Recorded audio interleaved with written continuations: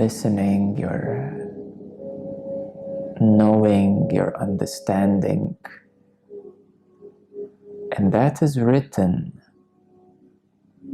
in awareness. It is happening in awareness.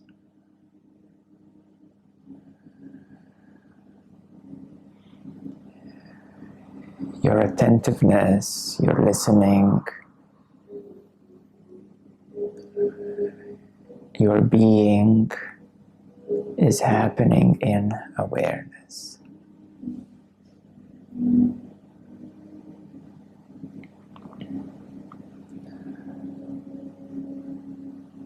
Your being is happening in awareness. Your being is in awareness, existing in awareness.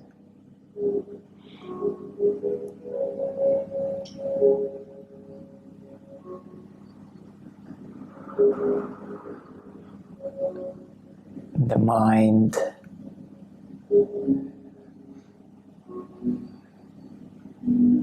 may have some anxiety when we talk about existing in awareness, because then the mind may realize that actually it is non-existent. It is an appearance and assumption that this I is appearance and assumption, something that you got used to,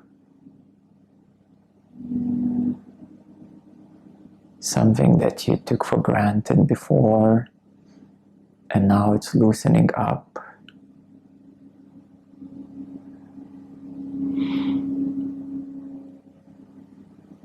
And as it is loosening up, awareness becomes more evident.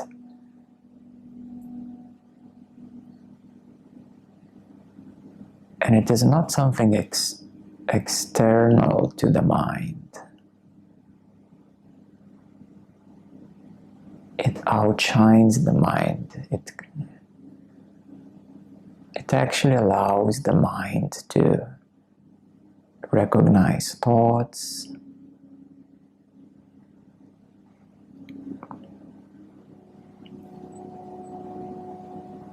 and it is this recognizing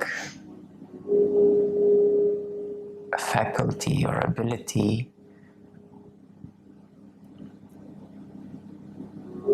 that actually recognizes that there are thoughts or feelings or even the I, myself. And this recognizing faculty is not a mental recognition that now I know it, because even the now I know it is also recognized, that now I know it.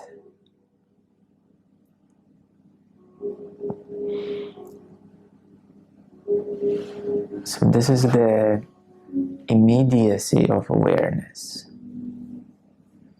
that now I know it, that now I got it, that now I know what he is talking about.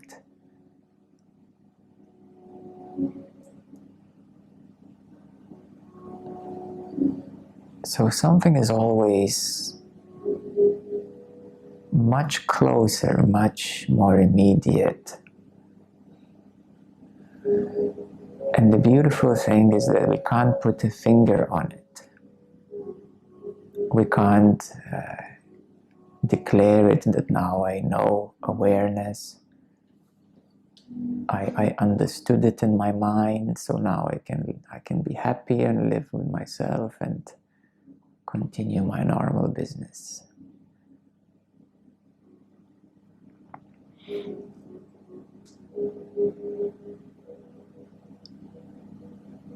So to be as awareness, to be in the freedom of awareness is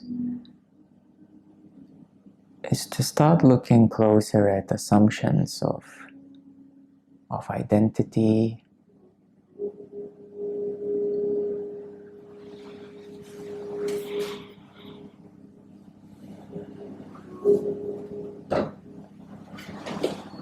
start investigating the expectations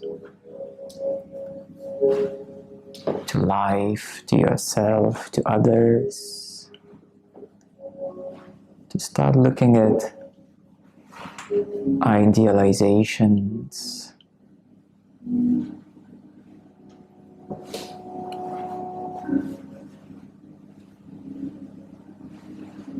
to really investigate every single layer of the sumptuous you, yourself, the limited self.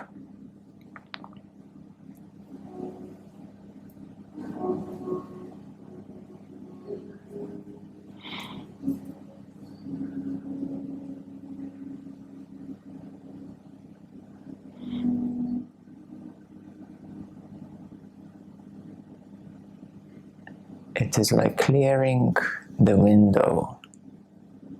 At first, the window is dirty, full of sat. And you start cleaning this window.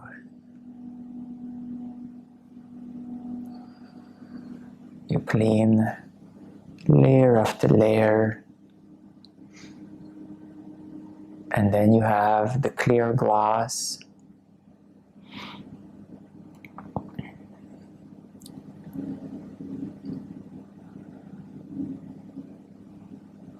And then to realize that even the glass has a certain filter of the pure light.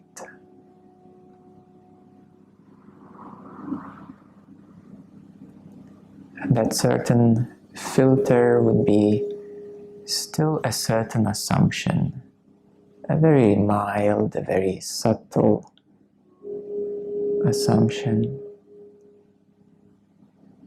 It is quite easy to look at the densest parts, but then there are so many of these very thin layers, very subtle layers. They're not so rigid identities, but they're more subtle assumptions, concepts, perceptions. Like saying, how do we see the world? How do we see reality?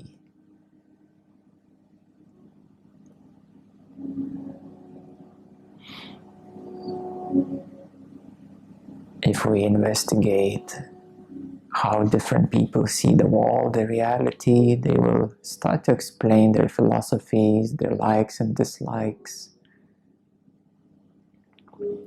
And those in spirituality, they will start speaking about dimensions and energies.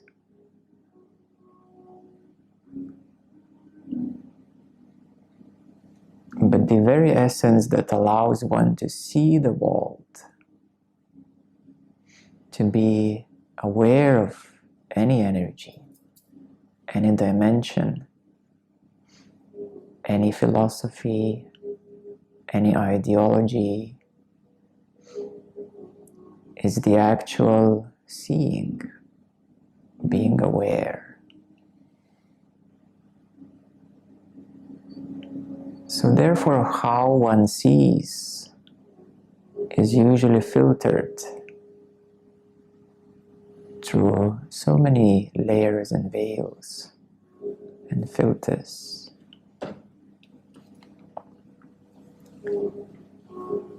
That's where diversity is existing.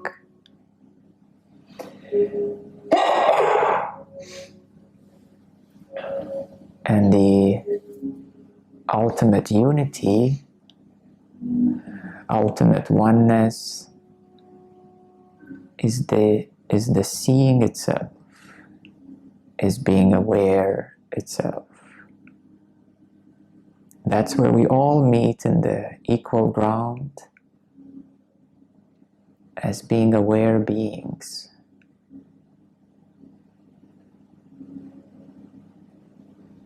Ultimately, recognizing that we are that awareness itself. And in that awareness itself, there is no more separation of any kind. There is no more ideology, no more philosophy, no more principles, no more spiritual ideologies.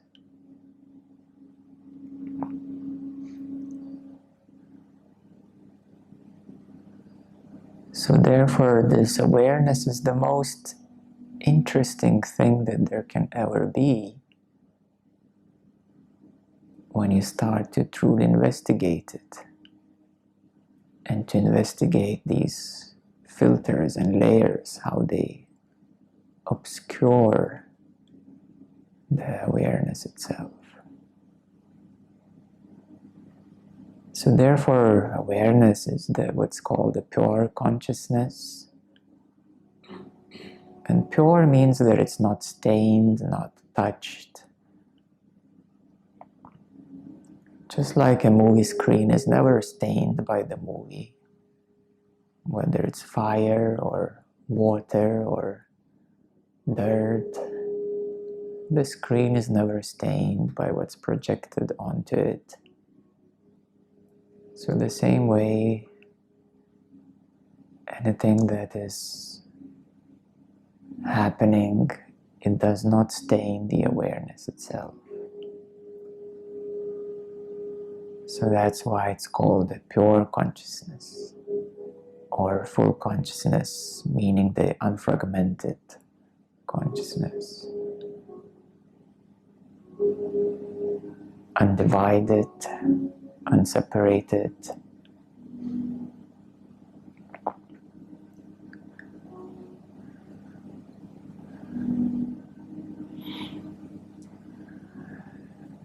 So that is the true oneness and absolute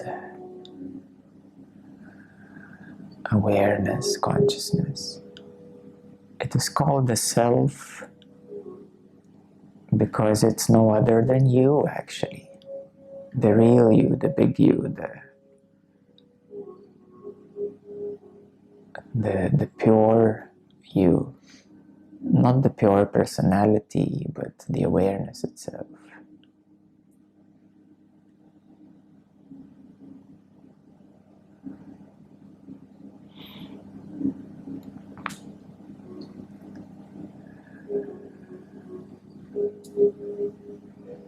So it is known by many names. It's known by many names, but it is very simple, present essence of this moment, that it is reachable and seeable by everyone. We don't have to be forward looking to be aware.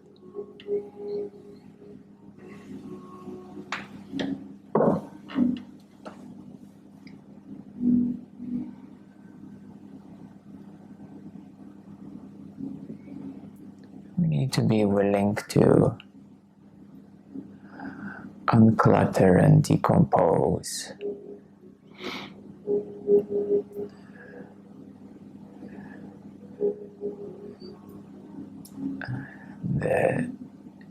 The inner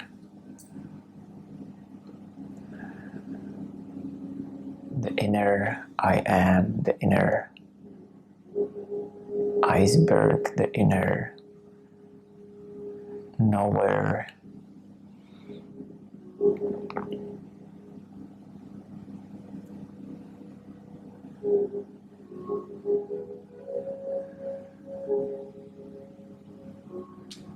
The inner assumption, the inner certainty.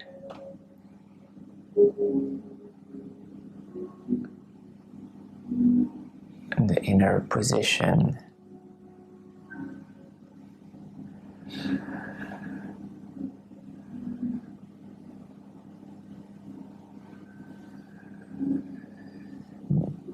being willing to decompose yourself back to the essence,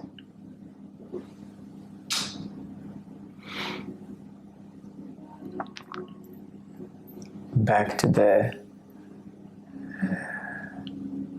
real simplicity of this present, shining, luminous, obvious awareness.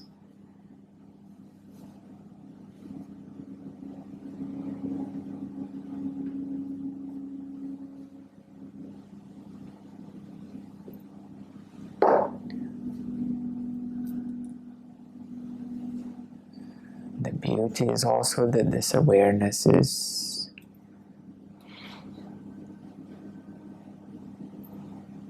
you and it's yours to the degree that you recognize in your way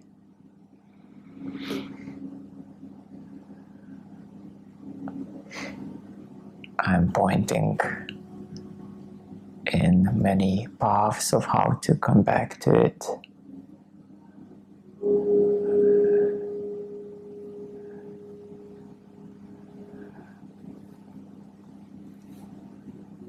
But essentially it is your recognition that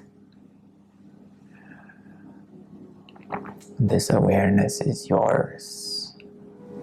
I'm trying simply at helping you to clear the middleman in you so that you recognize yourself as essence, as this pure seeing.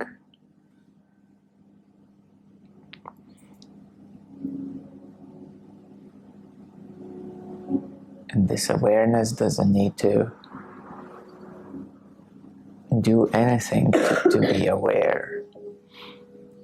The awareness itself doesn't need to do anything to be aware.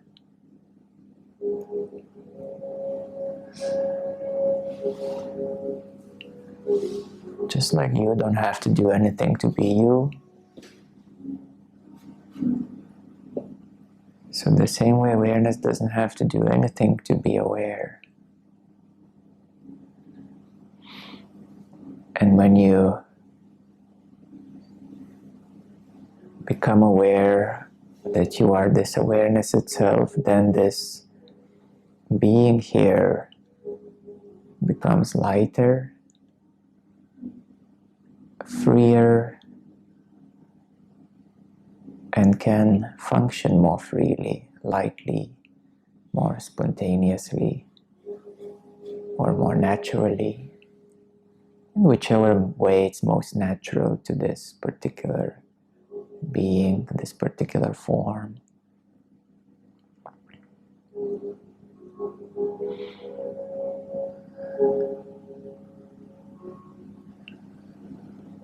So therefore, it is your awareness, and it doesn't have to do anything to be aware.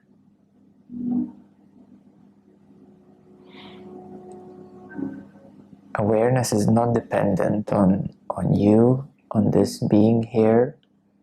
It is already self-aware. And as this being becomes transparent, then everything flows more freely through this being, because nothing is more fixed in this being. Nothing is more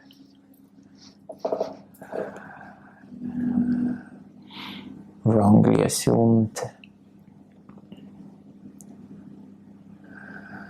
or misidentified.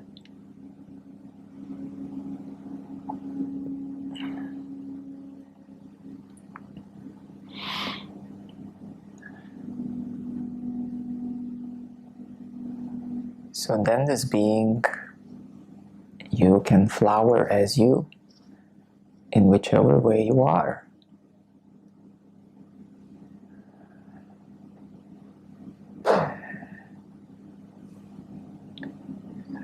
this flowering is a process. It's not going to be instant that you recognize awareness as yourself and instantly it's your life is sorted forever. That's another assumption that many hold, that when I get enlightened, then that's it, no more problems, my life is done. That's another assumption. It's going to be easier, yes, it's going to be easier. It's going to be more free, and you will be able to function much better at being yourself. Being yourself.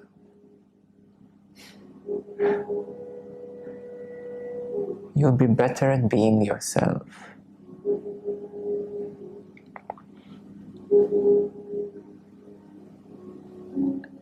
If children would become aware of awareness, they would still be children, isn't it? They would still be children, they would be just happy and free, spontaneous, creative, able to fully express themselves, not listening too much to their parents when they know that they're projecting their own conditions. So children would be children, free in themselves, as themselves, expressing themselves, being creative. Same thing with teenagers, same thing with young adults, finding their skills, developing their skills. Yeah, you don't become a good artist out of nowhere, you know. You don't become a good sports player out of nowhere. You have to work for it, you have to develop it, you have to perfect it. Some things come more natural, some things are developed, some technicalities need to be learned.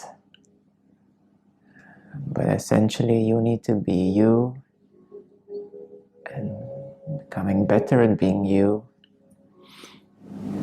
So how good you are at being you, that's one question.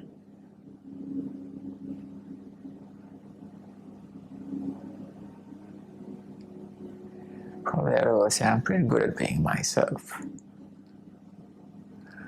I know I could be better, but that's also part of the journey, isn't it? Improving yourself.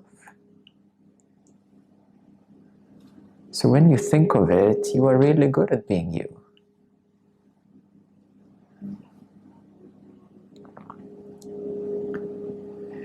You're good at having your current challenges.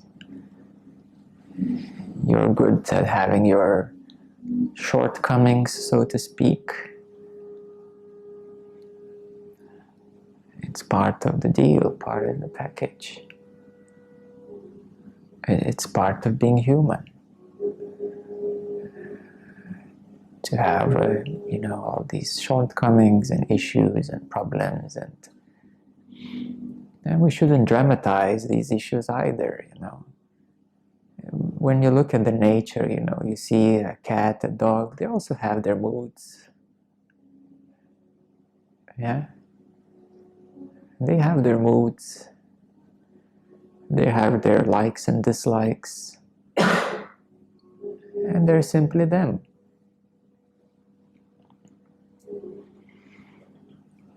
And they're very natural at being them.